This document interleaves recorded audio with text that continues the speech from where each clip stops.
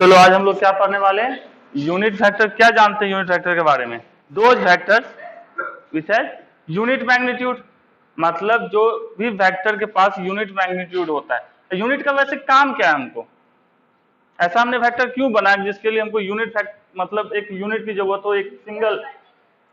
जैसे हमारे पास unit vector का मतलब क्या है, सिंपल सा मीनिंग क्या कह सकते हैं? जिसके पास क्या हो, मैग्नीट्यूड हो। वेक्टर स्वाभाविक बात है, तो उसके पास क्या होगा, डायरेक्शन होगा।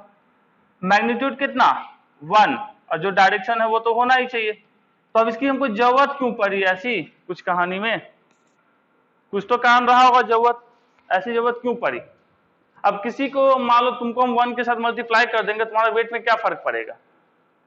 लेकिन एक वेक्टर के साथ मल्टीप्लाई कर देंगे जिसका यूनिट वेक्टर है, मतलब मैग्नीट्यूड क्या है, 1 है, तो क्या फर्क पड़ेगा?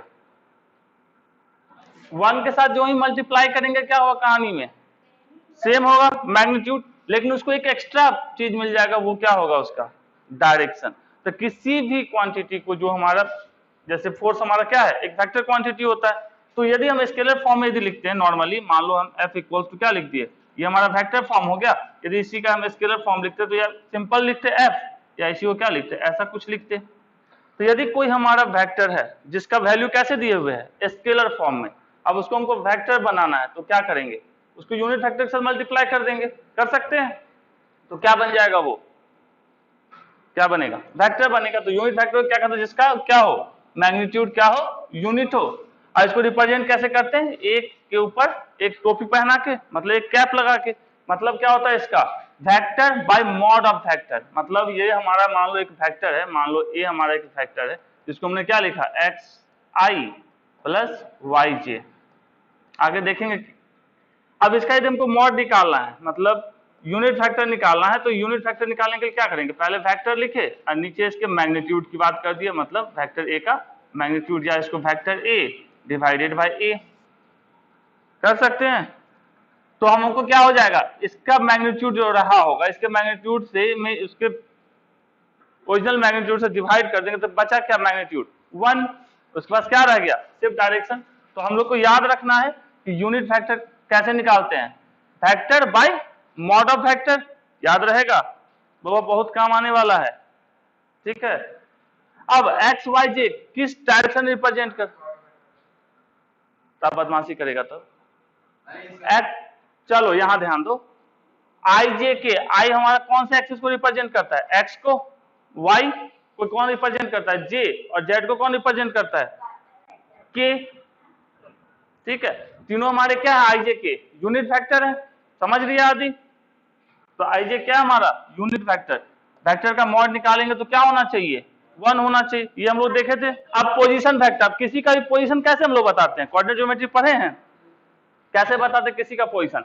हम सबसे पहले किसी का भी पोजीशन बताने के लिए क्या करते हैं, यदि मान लो हमारे पास एक बहादुर है, ये एक बहादुर है, ये किसका घर है, मेरा, ये मेरा घर है। ओके, अब ये घर कहाँ है, अब रोड पे बोलोगे, कोई बोलेगा भाई पृथ्वी पे है, अब सोलर सिस्टम में, ये घर कहाँ है, ये कैसे पता चलेगा? इसके लिए हमको एक इसका ओरिजिन चाहिए जहां से हम इसको मेजर कर सके। ठीक है, कहाँ है भैया, तो ये हमारा किसका घर है, ये गोल्ड का घर है। ओके, नहीं गोल्ड का घर है।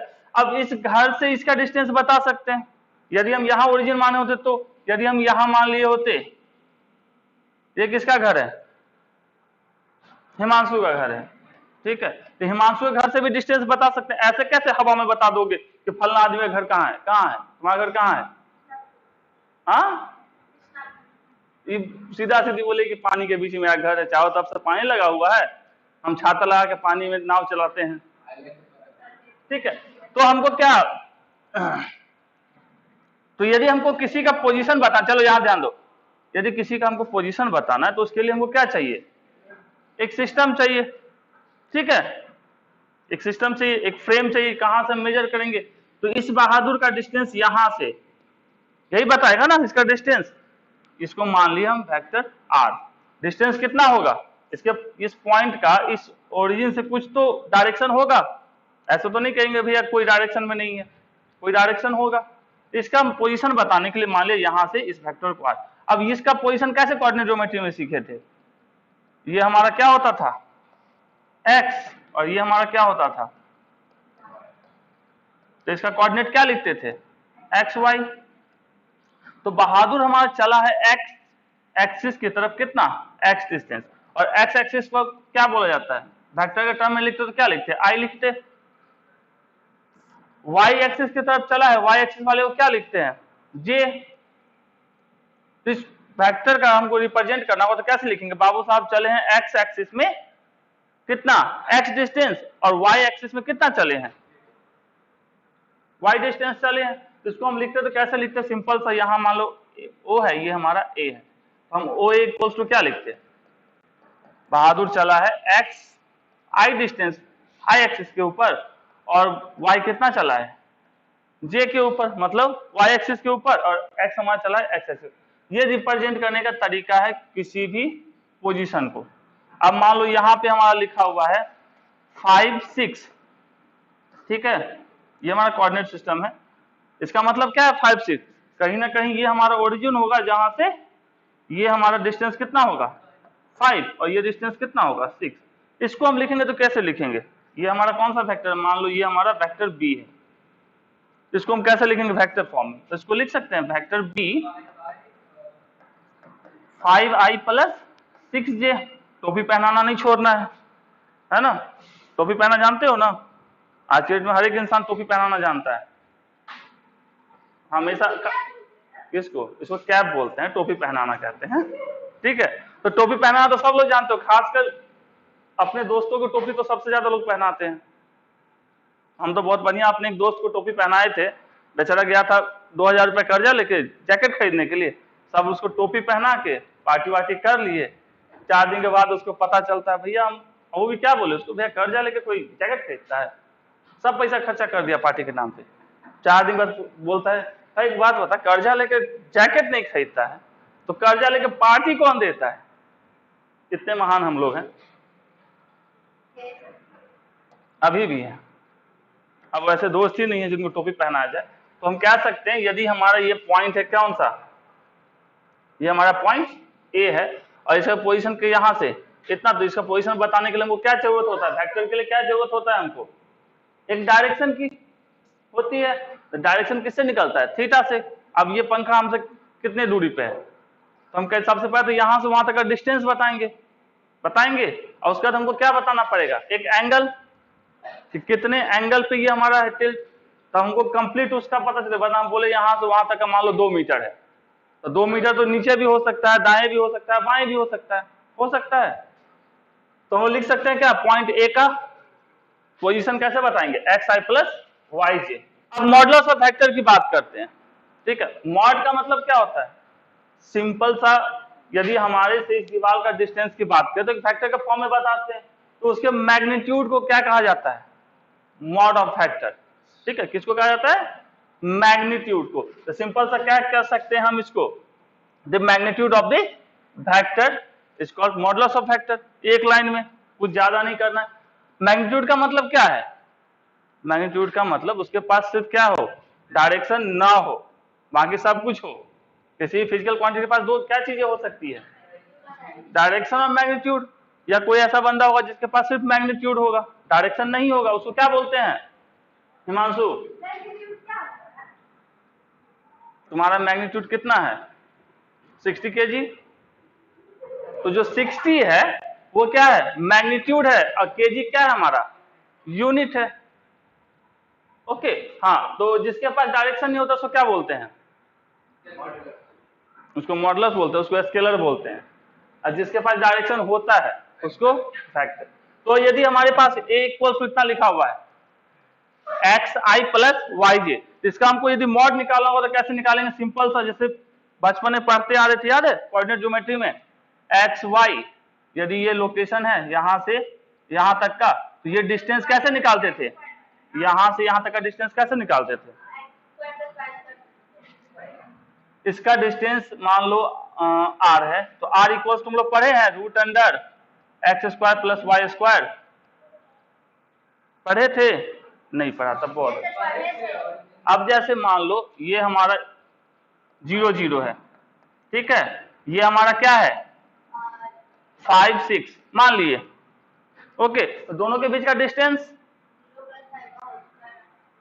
0 + 5 का होल स्क्वायर, अच्छा प्लस में, तो यहां से यहां तक का डिस्टेंस हम कितना लिख सकते हैं? मान लो ये हमारा x है, तो x इक्वल टू क्या लिखेंगे, √5 - 0 का स्क्वायर प्लस 6 - 0 का स्क्वायर, इसको लिखा जा सकता है 5 का स्क्वायर प्लस 6 का स्क्वायर। अब इसको सॉल्व कर लेंगे, तो वही चीज तो यहाँ भी है, ये भी हमारा क्या होता है 0 0, ओरिजिन का मतलब क्या है, क्या होता है 0 0। तो ये दोनों के बीच का डिस्टेंस कैसे निकालते थे कोऑर्डिनेट में, वैसे ही निकालेंगे। तो यहाँ पे क्या लिखेंगे, यहाँ क्या लिखेंगे, यहाँ पे आई का नहीं, सिर्फ मैग्नीट्यूड है, आई डायरेक्शन दे रहा है, आई का तो ऑलरेडी मैग्नीट्यूड कितना होता है, आई का मैग्नीट्यूड कितना होता है 1, तो सिंपल सा x square plus y square. इसका मतलब क्या है, अभी जस्ट बताए हैं, ये हमारा पॉइंट है जिसका एक्स वाई इसका कोऑर्डिनेट है, यहाँ से यहाँ तक के डिस्टेंस है, यहाँ से इसको x, यहाँ से यहाँ तक का डिस्टेंस y, तो ये O से A तक का डिस्टेंस क्या होगा, इसको कैसे रिप्रेजेंट करेंगे इस वेक्टर को, वेक्टर A को इस तरीके से 3D में लिखेंगे तो क्या लिखेंगे डिस्टेंस को,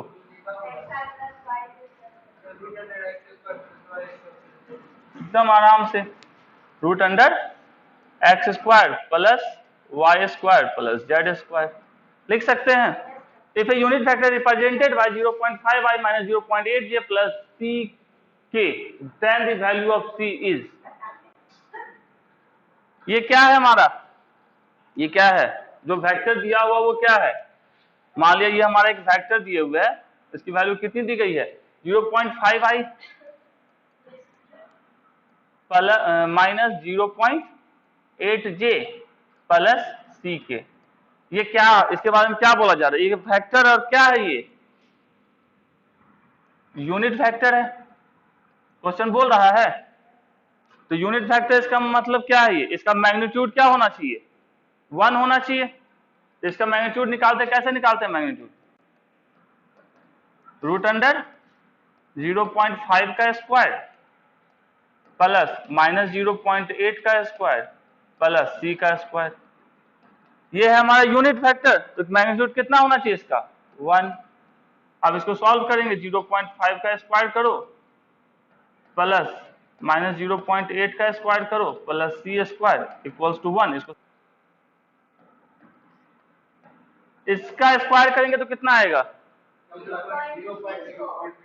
कितना, इसको आया था -0.64। हाय रे मेरे लाल,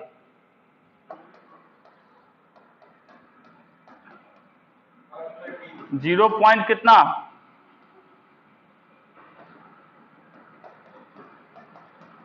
c² इक्वल्स टू कितना हो जाएगा 1 - 0.89, कितना हो गया ये 1 तो c इक्वल्स टू क्या हो जाएगा,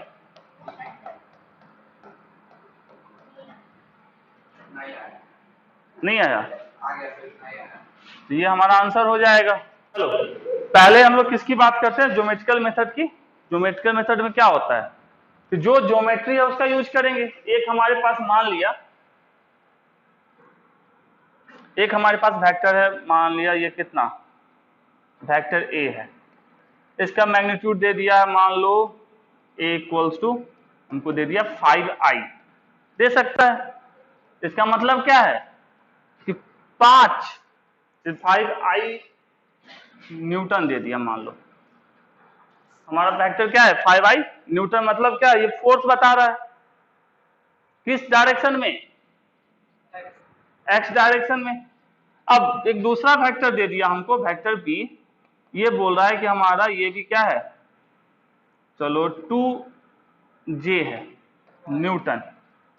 ये क्या बता रहा है 2 न्यूटन का हमारा किस डायरेक्शन में, यदि हम इसको माने a और इसका लेंथ कितना होना चाहिए 5 का, होना चाहिए।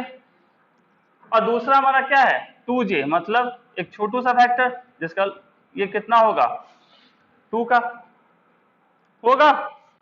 अब इसको कैसे जोड़ेंगे, पहले वाले फैक्टर के हमको निकालना क्या है vector a plus vector b। तो पहले वाले वेक्टर के किसके हेड के ऊपर किसको रखना है, दूसरे वाले वेक्टर के टेल को। तो पहला वाला वेक्टर जितना लेंथ रहेगा उसी लेंथ का लिए, दूसरा वाले वेक्टर का जितना लेंथ रहेगा उतना रखे। ये हो गया हमारा, दोनों को जोड़ दिए, ये हमारा वेक्टर b, ये हमारा वेक्टर a रख सकते हैं। अब स्केल तो लेके जाओगे नहीं एग्जाम में, तो इस दोनों का कुछ रिजल्टेंट होगा। बहादुर अब ऐसा किसी के बंदे के ऊपर फोर्स लग रहा है तो बंदूक कहां जाएगा, इस डायरेक्शन को पकड़ेगा। मतलब ये हमारा क्या हो जाएगा इसका रिजल्टेंट, मतलब पहले वाले वेक्टर के टेल के ऊपर से लास्ट वाले वेक्टर के हेड के ऊपर एक नया वेक्टर बनेगा जिसको क्या बोलते हैं रिजल्टेंट वेक्टर। तो हमेशा जब भी रिजल्टेंट वेक्टर बनेगा क्या होगा, जितने भी वेक्टर जुड़े हो, जो भी नहीं 2 हो 3 4 5 6, तो सबको जोड़ना कैसे है, प्रीवियस वाले के हेड के ऊपर नेक्स्ट वाले के टेल को जोड़ते जाओ जितना जोड़ना है, ठीक। और हमारा रिजल्टेंट क्या देगा, रिजल्टेंट जो होगा पहले वाले वेक्टर के टेल से टेल और लास्ट वाले वेक्टर के हेड से हेड को मिलाएंगे, वो हमको क्या बताएगा रिजल्टेंट बताएगा। तो यदि हमारे पास ये दोनों वेक्टर है ए और बी, ठीक है, ए वेक्टर कितना बड़ा, मान लो ये 5 न्यूटन का है और दूसरा वेक्टर हमारा मान लो ये है 7 न्यूटन का। तो दोनों को जोड़ेंगे, दोनों का डायरेक्शन क्या है 5i, ये भी 7i। तो दोनों को जोड़ेंगे तो क्या करेंगे, सबसे पहले 5 का बना लिए, यहां से यहां तक का लेंथ कितना 5,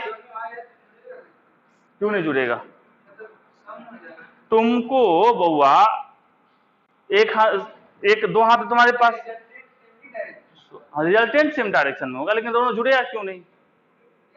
एक साइड है तुमको क्या 5 न्यूटन का फोर्स कौन लगा रहा है, मान लीजिए 5 न्यूटन का फोर्स लगा रहा है तुमको आदि, ठीक है, और दूसरा हमारा कितना था 7 न्यूटन का फोर्स लगा रहा है कौन, मान लो हिमांशु, और भी एक ही साइड से, तो तुम किधर जाओगे, दोनों की तरफ जाओगे। साथ में ये हो सकता है कि हिमांशु दोनों को ले चल जाए पांचों वाले को, तो एक्चुअल फोर्स तुम्हारे पर कितना लगा 5 और ये हमारा 7, रिजल्टेंट कितना हो गया इस डायरेक्शन में कितना 11 आई का न्यूटन, ये 5 हो गया, ये हमारा 7 हो गया, तो कितना हो गया इसी डायरेक्शन में 11 न्यूटन का फोर्स लग रहा है। अब जैसे रस्सी खींचते हैं, रस्सी खींचो कभी तो उसमें क्या होते हैं, एक सुखरू इंसान होता है, एक मोटू इंसान होता है, एक क्या होता है लंबू होता है, कोई छोटू होता है। तो सब लोग क्या कर रहे होते हैं, एक साइड से खींच रहे होते हैं, दूसरा पार्टी की बात नहीं कर रहे, एक पार्टी की बात कर रहे हैं। तो एक पार्टी में अलग अलग साइज के लोग होते हैं, अलग अलग उनके पास क्या होता है फोर्स होता है। तो सब लोग एक साथ मिलकर खींचते हैं तब ना बहादुर खिंचाएगा, तो सबका फोर्स क्या हो जाता है एक डायरेक्शन में लग रहा है, इसको सब क्या होते हैं एक साथ जुड़ जाते हैं। तो कह सकते हैं सिंपल सा रिजल्टेंट हमारा क्या हो जाएगा r two a plus b. उसी तरह यदि हमारा अपोजिट डायरेक्शन में हो तो अपोजिट डायरेक्शन का मतलब क्या होता है, एक बहादुर ऐसे जा रहा है और दूसरा बहादुर इसके अपोजिट डायरेक्शन में, इसको भी हमको जोड़ना ही है। इसका ए इस डायरेक्शन को यदि हम पॉजिटिव मानते हैं तो इसके अपोजिट डायरेक्शन में क्या मानेंगे निगेटिव मानेंगे। तो इसको हम लोग कैसे जोड़ेंगे ए प्लस माइनस बी, क्योंकि उसका डायरेक्शन अपोजिट है। समझ में आया। वैसे हमको यहाँ कभी भी स्केल लेके अभी फिलहाल काम नहीं करना है, स्केल की कहानी ग्रेजुएशन में करो। तो पॉलीगॉन लॉ पढ़ेंगे, ये तो सिर्फ अभी ज्योमेट्रिकल मेथड है वो टाइम पास है, ये लिखना है। आगे बढ़े, चलो। अब हमारा किसी एंगल पे यदि हो, अभी तक क्या था पैरेलल था या एंटी पैरेलल था, पढ़े थे एंटी पैरेलल पैरेलल एक ही डायरेक्शन में था। अब क्या यदि किसी एंगल पे हो, मतलब हमारा क्या है वेक्टर एक हमारा इस ऐसा है और दूसरा वेक्टर कैसा है, मान लो ये हमारा वेक्टर बी है और ये वेक्टर हमारा ए है। इस वेक्टर का कुछ एंगल दिया हुआ है कितना, मान लो 30 डिग्री ये दिए हुए है। ओके, तो इसको कैसे जोड़ेंगे, सिंपल सा, एक वेक्टर इसके हेड के ऊपर दूसरे वाले का टेल, तो ये हमारा वेक्टर बी, ये वेक्टर ए, ये हमारा से क्या हो जाएगा रिजल्टेंट। अब इस दोनों वेक्टर के बीच का बताओ, वेक्टर ए और वेक्टर बी के बीच में वेक्टर एंगल कितने का है, दोनों के बीच का कुछ एंगल होगा ना, कितना है 180 माइनस 30, अच्छा 150। इनका कहना है कि वेक्टर ए और बी के बीच के एंगल जो हमारा है 150। और कोई, ये फिर से देख लो, ये हमारा वेक्टर ए और ये हमारा वेक्टर बी जो हॉरिजॉन्टल के साथ 30 डिग्री का एंगल बना रहा है, तो दोनों के बीच का एंगल कितना होगा?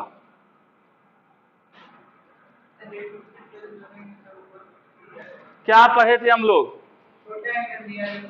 ये हमारा वेक्टर ए, इसको हम पैरेलली शिफ्ट कर देंगे इस साइड, टेल टू टेल जोड़ दिए, जो एंगल दोनों के बीच का हुआ वो वही एंगल होगा। तो दोनों के बीच का एंगल कितना, ये तो इसको आगे की तरफ शिफ्ट हो तो भी हमारा 30 ही होगा ना। हम वेक्टर एंगल पूछ रहे हैं, अभी कहाँ रखना है वो तो सेकेंडरी चीज है, जब जोड़ेंगे तब ना हेड पे रखना है, हेड पे रखने के बाद नहीं सोचना है। वेक्टर एंगल जो पहले हुआ करता था आज भी वही होगा, ठीक है, हो गया। तो हमको कैसे जोड़ेंगे, ये हमारा क्या हो गया, जो थीटा हमको दिए हुए है वही थीटा हो गया। तो हम साइज मोटा, अब जैसे ये हमारा एक वेक्टर है ए, ओके, दूसरा वेक्टर क्या है, किसी एंगल पे थीटा। इस दोनों को कैसे जोड़ेंगे, पहले वाले वेक्टर के हेड के ऊपर दूसरा वाला वेक्टर, यही कर रहे थे है ना। तो ये हमारा वेक्टर ए और दूसरा वाला वेक्टर बी, ये जो थीटा दिए हुए थीटा। अब इसका रिजल्टेंट कैसे बनता था,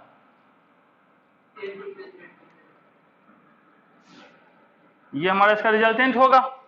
तो क्या ये एंगल भी थीटा होगा या नहीं होगा, ये एंगल थीटा कैसे होगा, मतलब पूरा ज्योमेट्री का तो तुम लोग मतलब क्या कहते हो, मदर सिस्टर कर दियो हो, हाँ? प्यार मोहब्बत इतना, मतलब कैसे हो सकता है ये बहादुर, यहां से यदि ये एंगल थीटा बना रहा है तो ये जब इस पॉइंट से हम पीछे की तरफ खिसकेंगे तो ये एंगल इससे छोटा होगा ना, और पीछे की तरफ जाएंगे तो और एंगल छोटा होगा, और पीछे आएंगे तो और एंगल छोटा होगा, होगा, नहीं पढ़े थे कभी। तो ये एंगल कैसे थीटा होगा, जो आगे के पीछे वो सपोर्ट में खड़ा हो जाता है पट से, हाँ एकदम थीटा होगा थीटा ये। तो क्या होगा, कुछ होगा,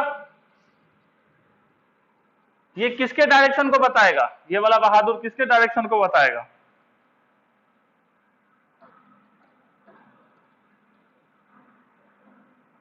ये जो बता रहा है हमारा वेक्टर ए और ये वेक्टर बी, ये जो एंगल होगा वो हमारा मान लो थीटा डैश का, ये किसके डायरेक्शन को बताएगा, वो इस रिजल्टेंट के डायरेक्शन को बताएगा। तो रिजल्टेंट के साथ कुछ एंगल बना ना हॉरिजॉन्टल, तो रिजल्टेंट के डायरेक्शन बताया वो थीटा के बराबर नहीं होगा, थीटा से क्या होगा, छोटा भी हो सकता है बड़ा भी हो सकता है, कंडीशन पे डिपेंड करता है।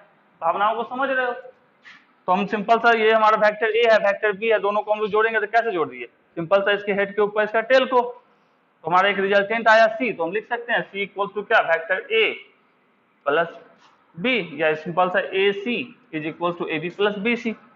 चलो फिर से समझने की कोशिश करो, जिसको नहीं समझ में फिर से समझो। ये हमारा वेक्टर ए, ये हम एक दूसरा वेक्टर ले लिए वेक्टर बी, जोड़ते कैसे हैं, दूसरे वाले को पहले वाले के हेड के ऊपर जोड़ते हैं। अब इन दोनों का कुछ रिजल्टेंट होगा, तो कैसा होगा, पहले वाले के टेल से दूसरे वाले के हेड पे हम जोड़ देंगे, वो हमारा क्या बताएगा, इसका रिजल्टेंट फैक्टर। किन दोनों का रिजल्टेंट, ए और बी का। तो रिजल्टेंट किसका है, फैक्टर आर किसके सम के बराबर है, फैक्टर ए के और फैक्टर बी के।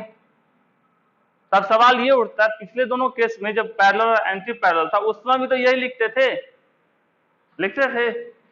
तो यहां क्या अंतर पड़ गया, तो यहां सॉल्व करते टाइम में हमको क्या यूज करना पड़ेगा, ट्रायंगल लॉ या पैरेललोग्राम लॉ। आगे हम लोग देखेंगे इस टाइप का एक फॉर्मूला आएगा, a square plus b square plus 2ab cos theta, ये पढ़ेंगे आगे तो ये सब समझ में आएगा। क्या आप समझ में आया, अब हमारा है डिस्प्लेसमेंट फैक्टर, एकदम आराम से समझोगे। कोई बहादुर हमारा कहाँ है, मान लिया यहां कोई एक बहादुर है, कहां पे, सुनार के दुकान पे।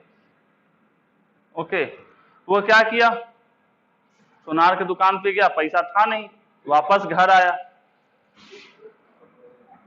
तो कहाँ आया, अपने चलो घर को आया।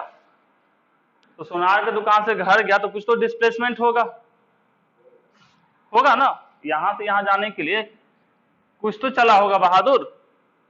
अब डिस्प्लेसमेंट क्या होता है, वेक्टर क्वांटिटी है, इसको वेक्टर के फॉर्म में बताना पड़ेगा। अब सुनार का दुकान है कहां, सुनार का दुकान वर्ड नहीं अच्छा है,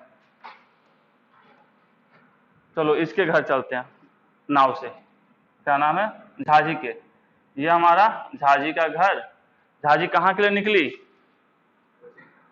तो रक्षाबंधन आने वाला है, तो रक्षाबंधन में अपने बहुत दूर के भाई को राखी बांधने के लिए निकली कि चलो कम से कम 500 रुपया मिलेगा। ठीक है, तो इसके अब इसका कुछ पोजीशन होगा झाजी के घर का, कुछ पोजीशन होगा झाजी के घर का, झाजी घर तो कहीं ना कहीं तो होगा ना। तो मान लिया इसको, मान लो हम लोग मान लिए R1, क्या मान लिए, R1। अब दूसरा घर कहाँ है, बहुत दूर के रिश्तेदार हैं, ठीक है, दूर के रिश्तेदार छोड़ो, नजदीक के ही रिश्तेदार हैं। अब क्या लेना है इनसे, 500 रुपया लेना है, चले गए झाजी अपने भाई के पास। अब इसका भी कुछ पोजीशन होगा, पोजीशन, इसका पोजीशन मान लो X2 और Y2, इसका पोजीशन क्या मान लिए, X1 Y1। अब ये हमारा O, इस वेक्टर को कितना लिख दिए, मान लो R2 लिख दिए, लिख सकते हैं। अब R1 कितना लिखें, वेक्टर R1 को कैसे लिखेंगे, अभी जस्ट लिखे थे, वेक्टर R1 इक्वल्स टू कितना, X1I प्लस Y1J, लिख सकते हैं इतना, अभी जस्ट लिखे थे पोजीशन वेक्टर। उसी तरह R2 को कितना लिखेंगे, X2I प्लस Y2J। हमको निकालना क्या है, सबसे पहले झाजी कहां चली, अपने घर से अपने भाई के घर। ओके, तो मतलब यहां से बहादुर कहां चला,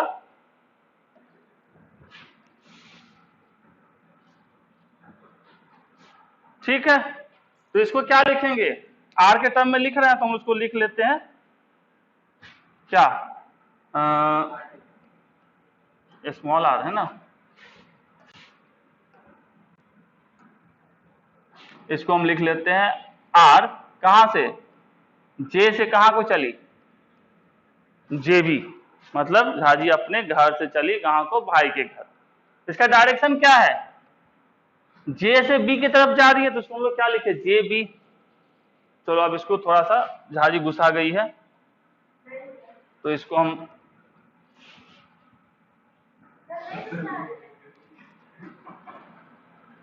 इसको हम 1 मान लिए, इसको 2 मान लिए। अब इसको हम लोग क्या कर लेते हैं, झाजी और भाई को हटा देते हैं। कहां से जा रहा है, 1 से 2 को जा रहा है, डायरेक्शन क्या है इसके जाने का, 1 से 2 की तरफ।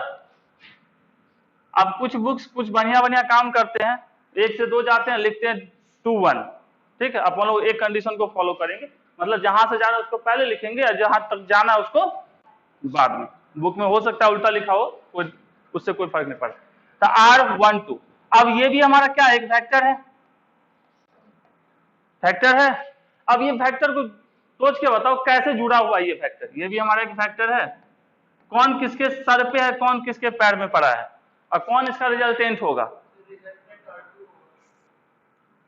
अब इसको सोचोगे तो वेक्टर जो हमारा O से 1 तक है, ठीक है, ये दूसरा वाला वेक्टर कौन है, 1 से 2 तक का, इसके सर पे पड़ा हुआ है ना, ये इसका क्या है, सर है, सर, तो लिख सकते हैं vector R plus vector R12 is equal to उसके सर पे कौन, R2, पहले वाले के पैर में कौन, R2, तो रिजल्टेंट कौन होगा इसका, R2 होगा, इसको R2 लिख सकते हैं फैक्टर।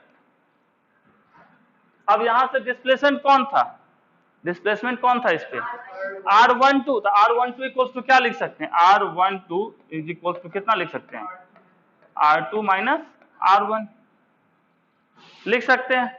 अब सवाल ये, यहां तक क्लियर है, यहां तक ठीक है, क्योंकि हम मिटाएंगे फिर खुद बनाना पड़ेगा दोनों के, चलो नहीं मिटाएंगे, यहां बनाते हैं। अब दूसरे केस में क्या किए, ये हमारा क्या था, हमारा फर्स्ट वाला पॉइंट था मान लो ए, और ये हमारा दूसरा वाला पॉइंट था पॉइंट बी।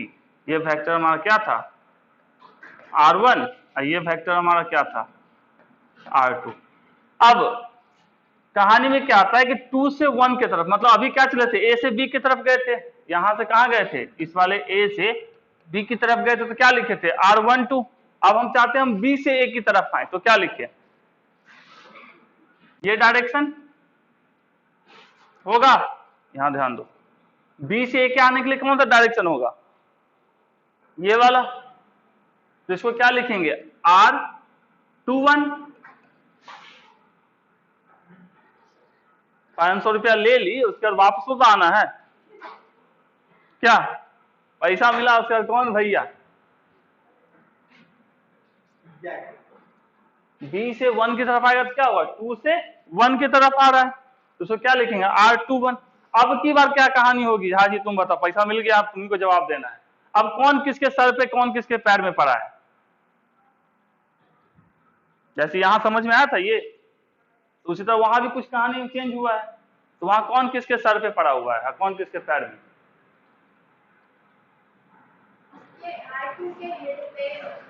हाँ तो इस फॉर्म में बताना है कौन किसके साथ जुड़ के क्या बना रहा है।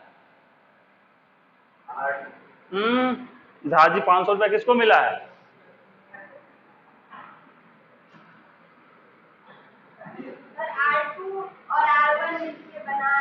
हाँ तो क्या लिखिए ये बताओ, वेक्टर R2, रुक जाओ, हाँ आदि बताएगा,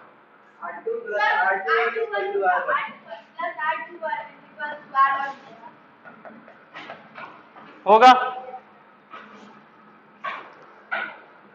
ये समझ में आया, डायरेक्शन पलटा तो कहानी में कुछ अलग आया, तो यहां से R21 इक्वल टू क्या हो जाएगा,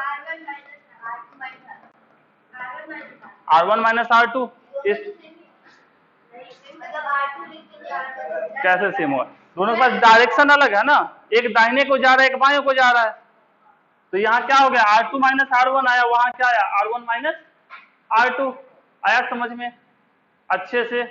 अब 2 डायमेंशन की बात करें, अभी जस्ट ये सब देख चुके हैं 2 डायमेंशन केस में, अभी जस्ट लिखे ना ये सब चीजें, तो इसके कोई अब जरूरत अपने को है नहीं। अब इसका मॉड निकालना हो तो कैसे निकालेंगे, R12 को कैसे लिखते हैं, अभी जस्ट लिखे ना, ये क्या था R2 माइनस R1 को क्या लिखे थे,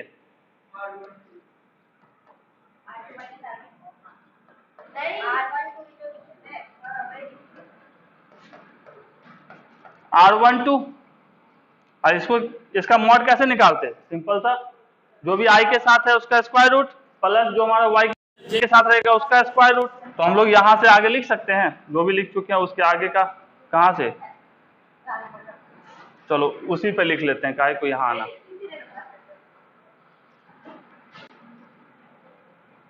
यहां पे ही।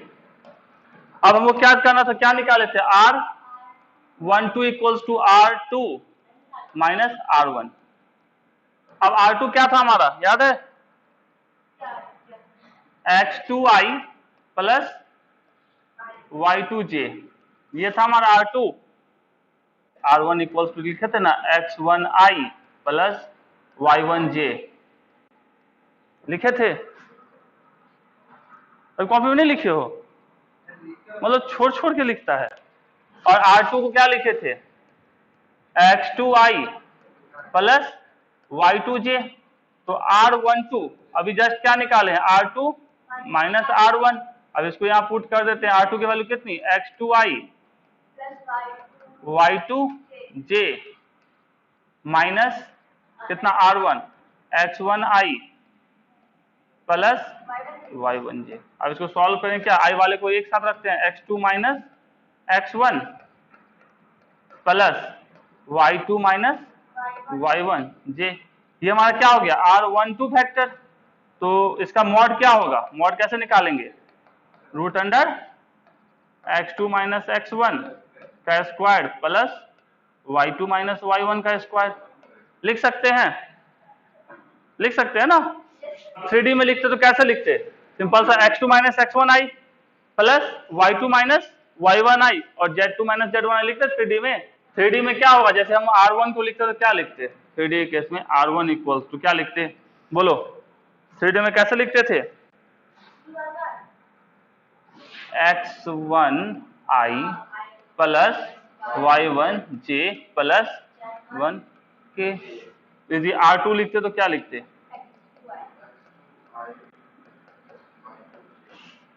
Plus z2k। इसी का तो डिफरेंस निकालना था, तो डिफरेंस को लिख दिए। तो एकदम आसान सा क्वेश्चन, देखो आंख बंद करके फटाफट बनेगा।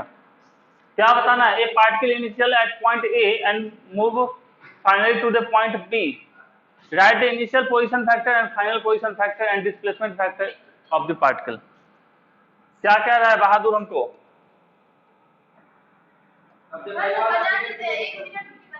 एकदम 1 मिनट का क्वेश्चन है। बहादुर हमारा ए पे है, कहा गया उड़ के बी पे, इसका कोऑर्डिनेट कितना दिया हुआ है 2 4 6, इसका कितना दिया हुआ है 3 3 2 -3।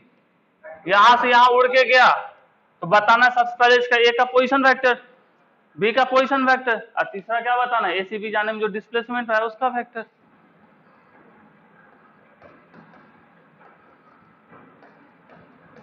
ये R1 R2 R12।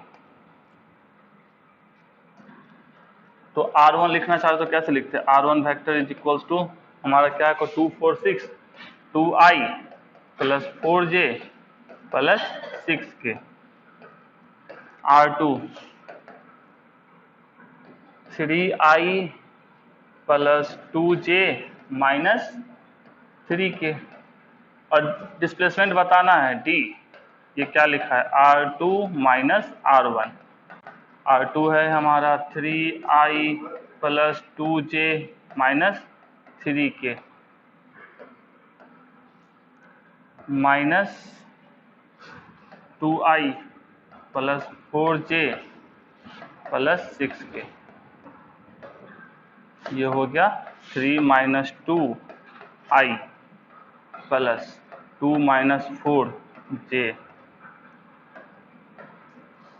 और ये हो गया हमारा प्लस -3 माइनस 6k